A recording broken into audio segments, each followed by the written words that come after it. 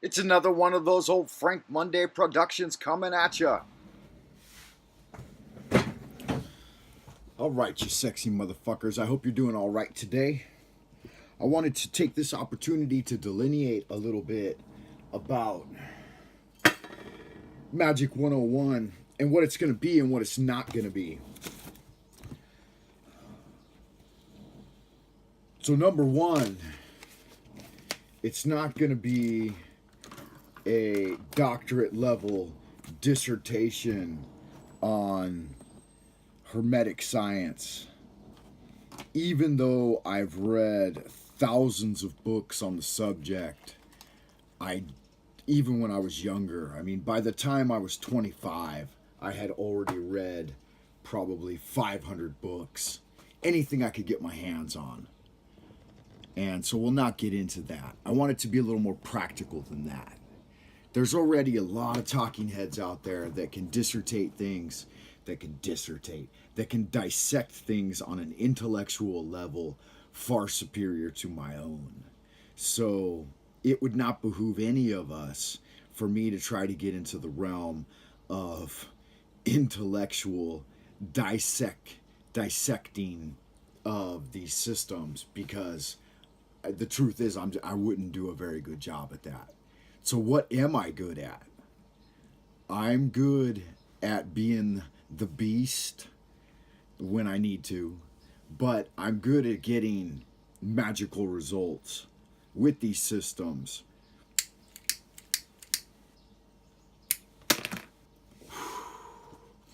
So that's what it's going to be about. First of all, this dissertation into these topics is not going to be for ladies per se.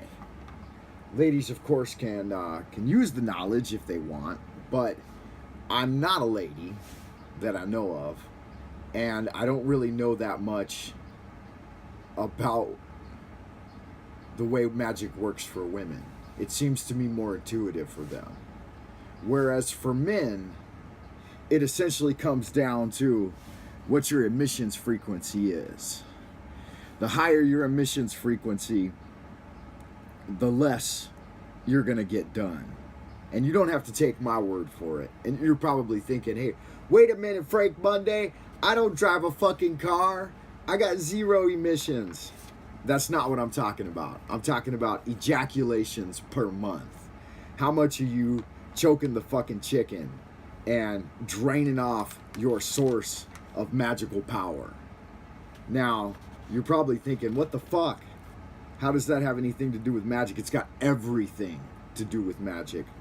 According to Chinese internal science, we have three essential centers, chakras, if you will. Not chakras, though. They're called dantians. We have three dantians in the body. The lower dantian is the Jing Qi. It's the sexual energy center. It's where all of your unconscious physical energy comes from. You have to not lose that all the time and refine it over a course of, in this course we'll use the Baizi, or the 100 character tablet. It's a 100-day, hold your semen in for 100 days in order to get magical results type program. I used to call it the 100-day challenge. Not that many people can do it, honestly. You're going to go a week or two and your sexual energy is going to build up, and you're going to see some gal on the internet or something and you're going to fucking lose it. So you're not going to get much. But hopefully you'll stick with me and you'll do the opposite. You'll learn to cultivate it and bring it up the spine and transform. Right, so you should start at the time of the equinox, which you've probably already missed. And I gotta be honest with you, I failed to complete the 100-day challenge, the 99-day challenge, 100 days, 99 days, whatever. I failed to complete it because I got involved with Kabbalah and I started dreaming and I lost distraction and some sexy little unit got in front of me and that's what happened. So round one down. That's okay. because I've done it in the past and I've gotten huge results from it, and I'm going to do it again in the future. So I'm not worried about that. And you don't have to worry about every little failure. But the first thing you need to start doing is keeping a track of your seminal retention and a magical diary based on that. We're going to do this in combination with the Kabbalah. So get yourself a tree of life diagram. You don't need to know everything about the Kabbalah. You don't have to do voluminous amounts of reading to benefit and participate in this experiment with me. All you need to do is stop ejaculating. Now, I don't mean you need to stop jerking off. If you think you can jerk off and not ejaculate, then go be my guest. But be careful, because you're not going to build up much spiritual power if you're losing your number one source from your lower Dante and your Jing Chi. So that's just brass tacks. I'm putting it right out there. The Chinese call it killing the white tiger and cutting off the red dragon. For men, it means you need to control your ejaculation, your emissions frequency. For women, it means you need to get in touch with your menstrual cycle and learn to stop that.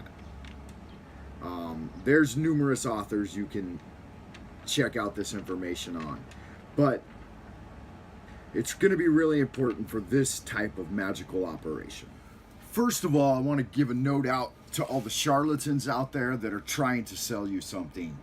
I recently thought about, what's the incentive for doing this? What's the incentive for making content right out of my living room for YouTube? And what's the payoff? And then I thought, well, there is no payoff. My videos are gonna get demonetized. My videos are not monetized to begin with. I don't have a Patreon account. And so the only reason I'm gonna do this, for the only reason I do anything, for love.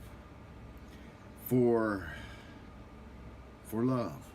To correct the error that's perpetuated in society, where they have you focusing on sexuality all the time, when you should be refining that sexual energy into spiritual energy and doing magic with it and creating devices and so on. I mean, how do you know when a charlatan is trying to sell you something? Number one, they don't say me or he or she or whatever. They always say we. They talk about themselves as if there are more than one of them, when oftentimes I only see one person sitting in front of the camera. So I'm wondering, do they have a mouse in their pocket? Who's this we they're talking about? I guess it's a collective, but by using this word erroneously, in my belief, they try to pull you into a collective that you're not a part of. But they make you a part of that collective, and they get your views and they get your likes, and then you are a part of that collective. So they kind of defer responsibility from themselves and what they're doing to this collective we, this unknown being that I don't know where the we is. Maybe they're an organization or they head up an organization, but there is no we most of the time. So there's always this kind of clipped sound in their voice, like they're better than other people. And maybe they are, right? Ooh, great fear there. But it says, remember, O neophyte, goodness alone is power, silence is strength, will reigns omnipotent, and love lieth at the foundation. So I'm going to break the ban on silence and the ban on speech about talking about the development of your sexual energy into magical energy. So get yourself a journal. I'm not going to say dream journal, because if you start getting involved in doing dream journal work, it's going to occupy so much of your time, and your spiritual energy will become better, clear, lucid dreaming. And you should jot down some things and images that you see from the dreaming world, but don't make that the main focus. Make it a magical diary, magical journal, where your top ratios that you're gauging are your seminal retention day by day. Day 1, I've not ejaculated. Day 2, I got however you want to code it. You've got seminal retention 2, seminal retention 3. You're up to day 4, you're up to day 5. Because when you get up to a couple of weeks, you're, number one, you're going to go through the whole blue balls experience, but you're going to start generating higher level spiritual energy. Now, if you're already celibate and you haven't ejaculated in years or something, and maybe you have some sort of sexual dysfunction, then this type of magic is not for you. Sex magic is not for you. Because this is Sex Magic 101. And I mean, it's just, that's magic. It's Magic 101. Any other kind of magic, really, I think is dead, in my opinion, when you're not using the generative force to bring about magical results.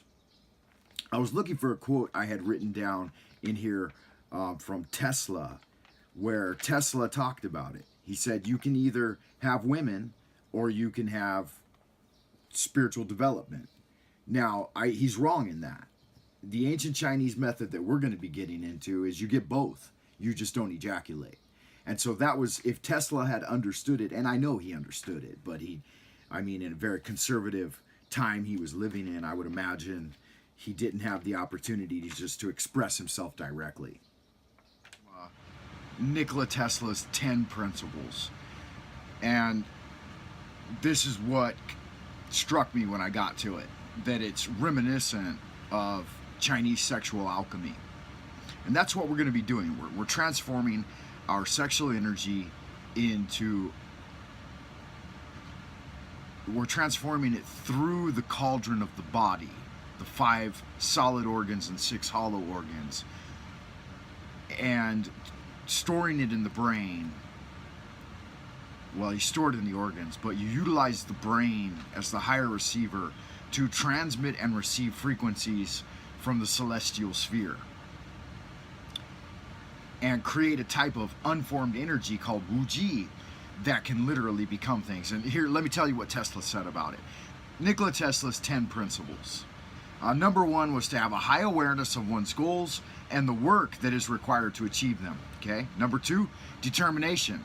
Israel Regardie tells us persistence and determination alone are omnipotent. Number 3, guidance for all the vital and spiritual energies in labor. So how you guide your energies. Number 4, adjust the physical assembly with the work.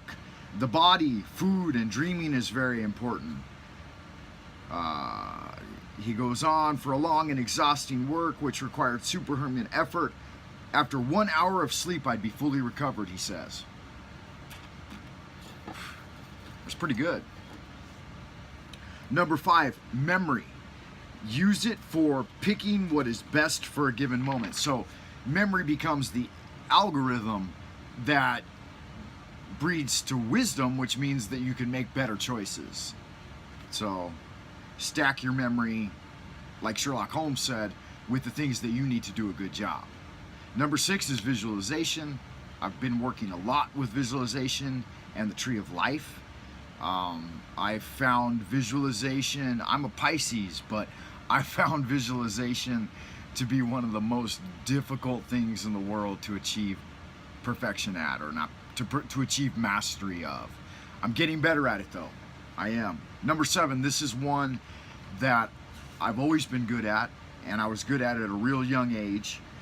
16, 17 years old is when I started mixing my yang energies with females' yin energies and learning to do magic from it and power my life. And that's what this course will be about. Number 7, Tesla writes, sexual energy, the knowledge of how the mental and vital energies turn into what we want and can help us achieve control over all our feelings and emotions.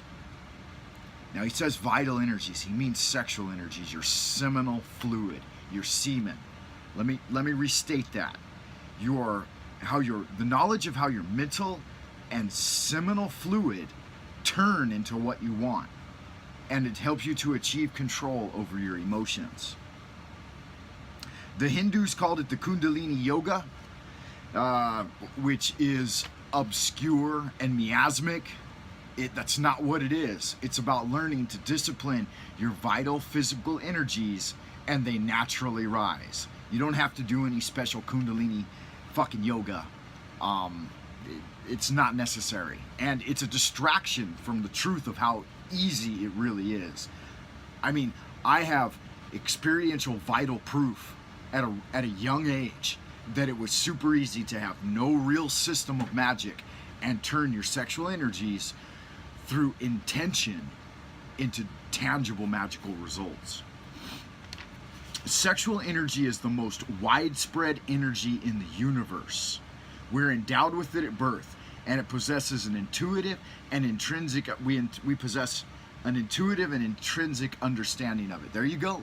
We have an intuitive and intrinsic understanding of it, and that's what I'm going to share with you. The woman is the biggest thief of that energy, and thus the spiritual power is lost. Even from a young age, I was aware of that and very alert to it. Of myself, I created what I want, a thoughtful and spiritual machine. That's Tesla's writing. So, I mean, yeah, sure, I'm like Tesla. Many of you are. We all have an intuitive, how does he write it? An intuitive and intrinsic understanding. I mean, it's our life force. It's what we were before we became a person. We were a little sperm cell, a little collection of a radio frequency, a wave of sperm cells carrying a code, a frequency, like a hive mind, all shooting for the single egg. Oh, they try to distract you with, would you be a different person if you were a different sperm cell? Of course not. You're the person you are because you were that collective energy. You were not one of those individual single sperm cells. You were the magic, the unseen, unknown magic to modern science that became a living being. So yes, it's part of your intrinsic awareness. Number 9 is the great work, and number 10 is to play. Play with yourself and play with other people is good for you. All right, so that gets us to where we're going to be going with this. I hope you enjoy coming along with me on this journey upward from the earth sphere of Malkuth, the flat plane of the earth. You rise, rise, and rise, becoming taller and taller, first towering 100 feet over the vast plain of earth, higher and higher into the celestial heavens, up far above Malkuth, by virtue of the collective powers of the elements of fire, water, air, earth, and spirit. You, son of the mystical union of heaven and earth, direct descendant of the divine immortals, and the sole true inheritor of the precious sword of wisdom, magic wand of the multi-dimensional reality, will come to know the truth of how important your life being is. I loathe all of you, and I love you too. I'll see you soon. Keep it real, YouTubers. Stay sexy. Thank you for watching Lunar Light Entertainment, Magic 101.